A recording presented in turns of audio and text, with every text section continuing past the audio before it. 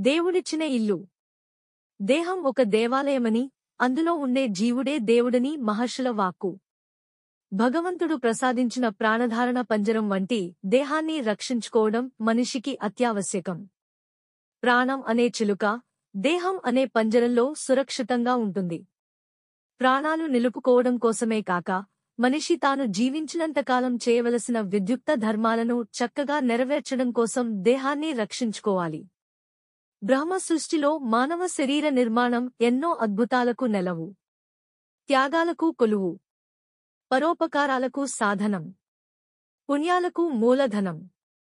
శరీరం లేకుంటే ప్రాణం కూడా ఉండదు. ప్రాణులకు దేవుడిచ్చిన ఇల్లు దేహం.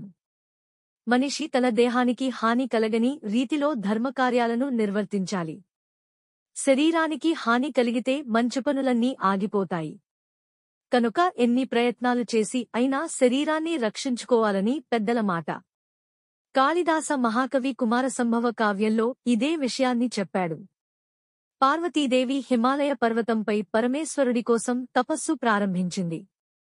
ఉపవాసాలతో, కఠోర దీక్షలతో తపస్సు చేస్తూ తన శరీరాన్ని కష్టపెట్టింది. ఆ కారణంతో ఆమె చిక్కి శల్యమైంది. ఆ స్థితిలో ఆమెను పరీక్షించడానికి శివుడు కపట బ్రహ్మచారి రూపంలో వచ్చాడు. ఆమె దీనస్థితిని చూసి చలించిపోయాడు. ఓ పార్వతీ! మనిషికి దేహమే కదా ప్రధానం? శరీరాన్ని బాధపడుతూ ఇంత ఘోరంగా తపస్సు చేయడం నీకు తగినదేనా?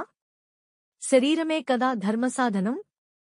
అలాంటి సాధనాన్ని నాశనం చేస్తే నీవు కోరింది లభించదు కదా అని ప్రబోధించాడు.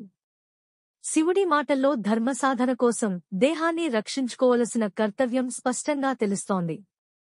దేహాన్ని ఆరోగ్యవంతంగా ఉంచుకోవడం కోసం శాస్త్రాలు ఎన్నో ఉపాయాలను, మార్గాలను ఉపదేశించాయి. తగిన వ్యాయామం, యోగ సాధన, ప్రాణాయామం, యుక్తాహార సేవనం, యుక్త కర్మాచరణం, యుక్త నిద్ర, యుక్త జాగృతి, ఇలా ఎన్నెన్నో మానవ శరీర రక్షణకు ప్రాచీనులు ఉపదేశించిన పద్ధతులు ఉన్నాయి. కాని మనిషి తన అధీనంలోనే ఉండే ఈ ఉపాయాలను పట్టించుకోవడం లేదు. నాగరికత పేరుతో విషపూరితమైన ఆహారాలను, పానీయాలను సేవిస్తున్నాడు. అపరిశుభ్రమైన పదార్థాలను భుజిస్తున్నాడు. కాలాతీత నిద్రలతో, మేల్కొల్పులతో శరీరాన్ని తానే రోగాల వైపు నెట్టివేస్తున్నాడు. ఆయా కాలాల్లో ఏది సరైన ఆహారమో దాన్ని సేవించకుండా విరుద్ధకాలాల్లో విరుద్ధ పదార్థాలను తింటూ అనారోగ్యాల పాలవుతున్నాడు. మనిషికి అపారంగా ధన సంపాదన ఉండవచ్చు. ఐశ్వర్యాలు మూలుగుతూ ఉండవచ్చు. వాటితో పాటు ఆరోగ్యం, మనశ్శాంతి ఉండాలి. అప్పుడే మనిషి సంపూర్ణ భాగ్యవంతుడవుతాడు. పాడు పనులు చేస్తూ పైకి అందంగా ఉన్నంత మాత్రాన మనిషి ఆరోగ్యవంతుడు కాలేడు. చెడు పనులు చేసే సమయంలో మనసు మనిషిని హెచ్చరిస్తుంది. అది సరైనది కాదని సూచిస్తుంది. మనిషి ఆ మాటను ఆచరణలో పెట్టాలి. యుక్తాయుక్త విచక్షణతో పనులు చేయాలి. ఏ పని చేస్తే ఇతరులకు కష్టం, నష్టం కలుగుతుందో అలాంటి పనులను చేయకూడదు. పెద్దలు ఏ పని చేసినా త్రికరణ శుద్ధిగా చేయాలన్నారు.